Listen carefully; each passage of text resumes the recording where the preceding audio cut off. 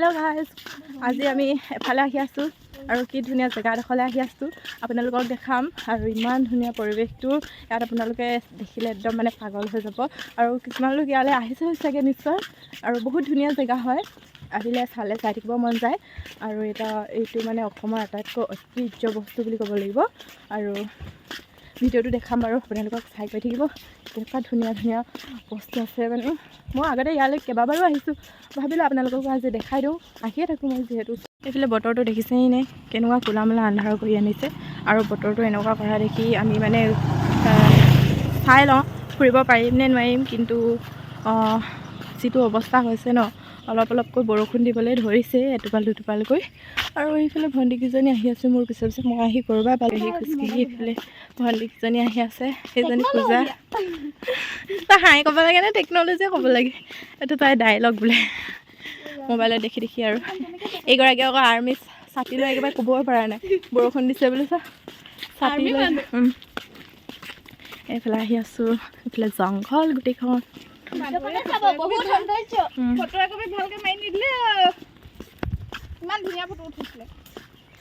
আহি আছোঁ, চাই গৈ থাকিব কেনেকুৱা ধুনীয়া ধুনীয়া বহুত ধুনীয়া পৰিৱেশটো মানে।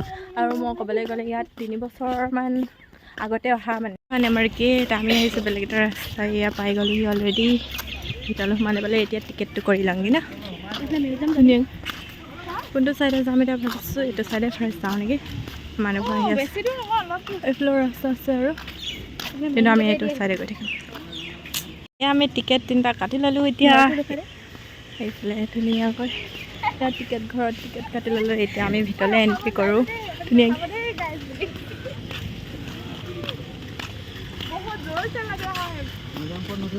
হা অঁ ঠিক আছে, অঁ অঁ হ'ব। এইফালে ধুনীয়াকৈ পৰিৱেশটো এবাৰ দেখুৱাই দিছোঁ। চিৰিটোত এতিয়া আমি উঠিবগৈ লাগিব। এতিয়া চিৰিটোত উঠিবলৈ গৈ আছোঁ। আপোনালোকক দেখাই গৈ থাকিব, আপোনালোকে চাই গৈ থাকক কি ধুনীয়া ধুনীয়া জেগা ওপৰত গৈ দেখাই আছোঁ।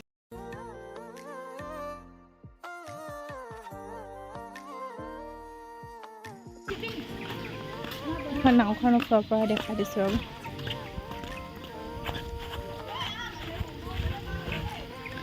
এইখন নাও, এইখন আগৰ দিনৰ নাও। আৰু ইয়াতে আগতে লাচিত বৰফুকনে ইয়াত উঠি পিনি মানে যুদ্ধ কৰিবলৈ গৈছিলে। যিহেতু আগৰ দিনত ৰাস্তা পদূলিত সিমান গাড়ী ঘোঁৰা নচলিছিলে ন, নদীয়েহে যাতায়াত পথটো আছিলে, সেইকাৰণে নদীতে আগতে অহা যোৱা কৰিছিলে। এতিয়া আমি চিৰিৰ ওপৰলৈ উঠি যাওঁ, সেইটোত ধুনীয়াকৈ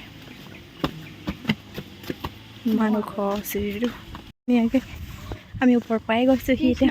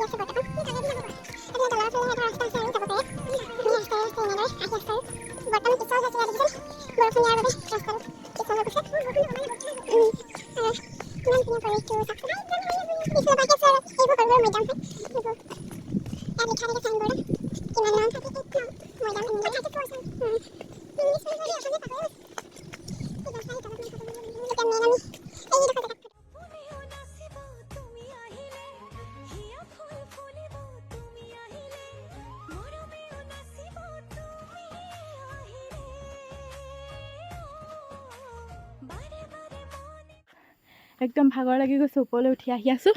এইফালৰ পৰা দেখিছেই নহয় ইমান চিৰি। সেইডোখৰত আমি বৰ্তমান ৰিলচ বনালোঁ আৰু অলপ চলপ। তাৰপিছত সেইফালে মানুহবোৰ আহি আছে আৰু এতিয়া ওপৰলৈ গৈ আছোঁ ভণ্টিয়ে মই। বাপৰে ইমানেই চিৰি বগাব লগা হৈছে। ফটো মাৰিছে আৰু এইফালে ধুনীয়া দৃশ্য উপভোগ কৰি দেখিছেইনে। এইফালে ইমান তলত মই ইয়াত বহি লৈছোঁ আৰু ইমান গৰম লাগিলে ন, ওপৰৰ পৰা মানে তললৈ নামিবলৈ আৰু সাহস নাই। আৰু তলৰ পৰা ওপৰলৈ উঠোঁতে যিটো মানে গৰম লাগি গ'ল আৰু ভাগৰ লাগি গৈছে। ইমানখন চিৰি বগাই আহিলোঁ বাপৰে। আৰু আগলৈ গৈ চাই থাকোঁ ব'ল, আগলৈ আৰু আহি থাকোঁ। কি ধুনীয়া জেগা আপোনালোক দেখাই গৈ থাকিম ব'লক। ইমান ধুনীয়া পৰিৱেশটো, আৰু চবফালে জংঘল মানে একেবাৰে গছ গছনিৰে ভৰা সেউজীয়া পৰিৱেশ, পূৰা মনোমোহা দৃশ্য। ইয়াত মানে আহিলে কাপলছবোৰৰ কাৰণেতো একদম পাৰফেক্ট জেগা হয় মানে ইমান ধুনীয়া চাওকচোন একদম চাৰিওফালে সেউজীয়া সেউজীয়া সেউজীয়া এইফালে ওখকৈ মৈদাম আছে একদম ধুনীয়া পৰিৱেশ আৰু আমি আগলৈ গৈ থাকোঁ ব'লক এই ঠাইডোখৰ আচলতে আহোম ৰজাসকলৰ সমাধিস্থল হয় ইয়াত যোনসকল ৰজাঘৰীয়া লোক আছিলে তেওঁলোক মৃত্যুৰ পিছত ইয়াত সমাধি স্থাপন কৰা হৈছিলে আৰু তেওঁলোকৰ এই মৰিশালিটোকে আচলতে মৈদাম বুলি জনা যায় আৰু এই ঠাইডোখৰৰ মৈদামসমূহত বৰ্তমান উঠিবলৈ নিদিয়ে ওপৰত আৰু বহুতো সুন্দৰ মনোমোহা দৃশ্য আৰু বহুত শান্তি ঠাই বুলি ক'ব লাগিব এই ঠাইডোখৰত বহুতো পৰ্যটক আহি যায় বৰ্তমান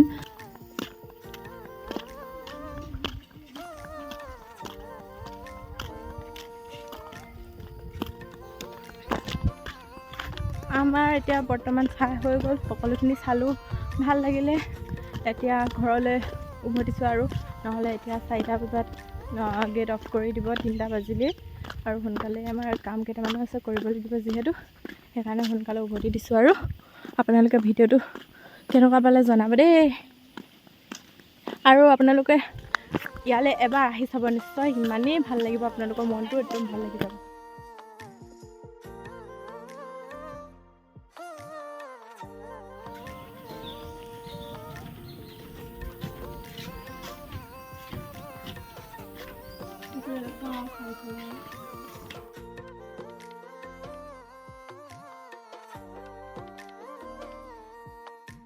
বুটলি আনি খাই আহিছোঁ একদম ধুনীয়া ধুনীয়া পকা পকা জামুক পালোঁ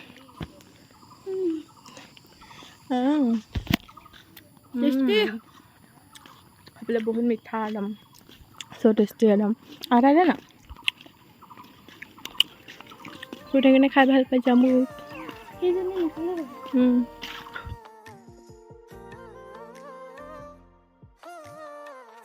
আমি উভতিলোঁ আৰু চৰাইদেউ মৈদাম চাই হৈ গ'ল বৰ্তমান এতিয়া ঘৰলৈ উভতি গৈ আছোঁ আৰু ঘৰত হয় কেনেকুৱা লাগিলে চাই কৈ দিয়া মজা লাগিলে পাৰফেক্ট চৰাইদেউ মৈদাম চাই হৈ গ'ল আৰু বৰ্তমান ঘৰলৈ উভতিছোঁ এইকেইজনী আইচক্ৰীম খাই গৈ আছে ঐ পাকৰি তাৰপিছত মই এটা আমুল কুল ল'লোঁ আমুল কুল খাই গৈ আছোঁ